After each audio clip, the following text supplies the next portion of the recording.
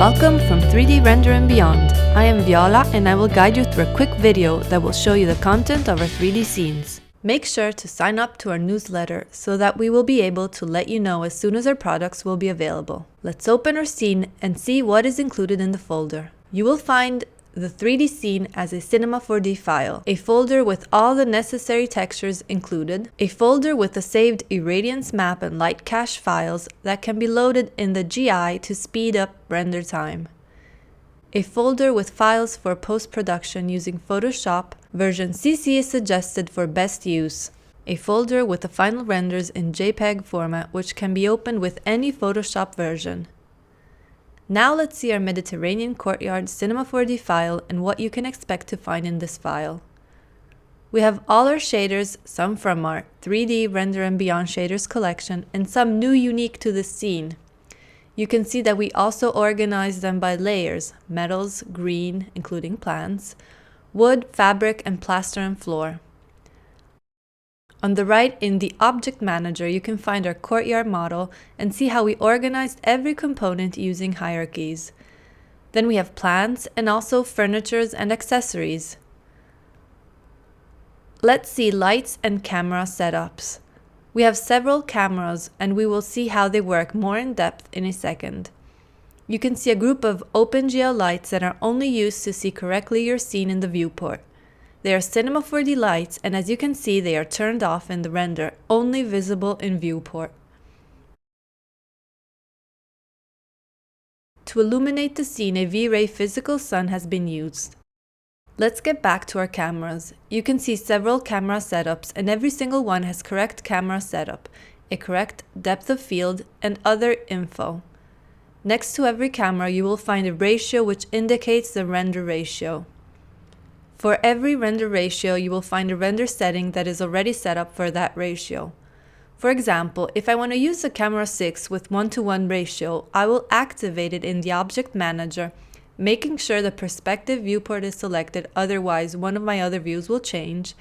Then I will go in Render Settings, activate Production Setting 1:1, and as you can see, the ratio changed in the viewport to 1:1. We can see another example with the 14:9 ratio. We activate it here in the render settings and then activate the camera in the Object Manager. The production settings are the parameters we personally use for our production, therefore as final renders.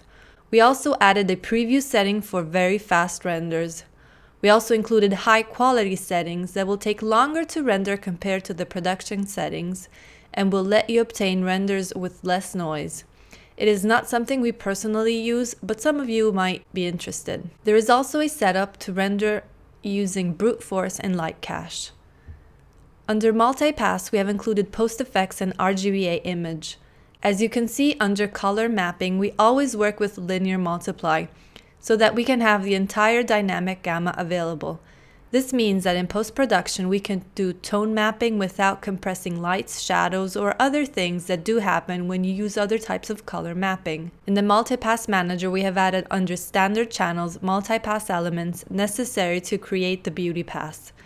This instead is a sample rate you can just use to see how to set correctly anti-aliasing. We left it turned on, but it is not necessary to obtain the render. Now let's see what happens in Photoshop. Let's open the Modern Kitchen Post-Production TIFF. Once you open the file, make sure to select Use the Embedded Profile since the image is in linear color space.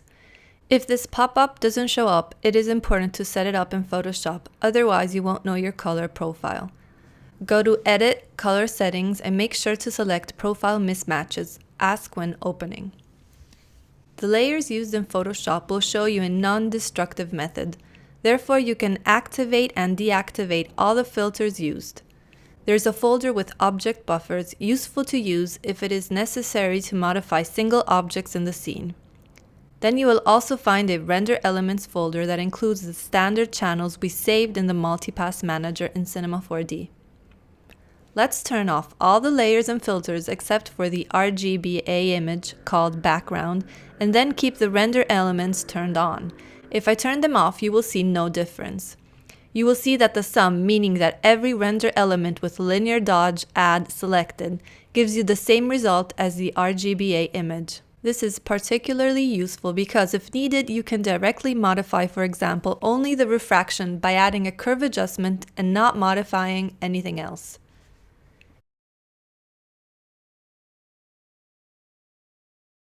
In this case, we used the refraction element and did some small adjustments to improve the final result. The main filter used for post-production has been Camera Raw. And to be able to use it, you need Photoshop CC. Here you can see all the settings we've used to improve the image. If you click on Radial Filter, you can see exactly where we applied the specific filters and the values. Thank you for joining us for this quick video. If you have any questions, don't hesitate to ask by leaving us a comment or sending us an email at info@3dtutorialandbeyond.com.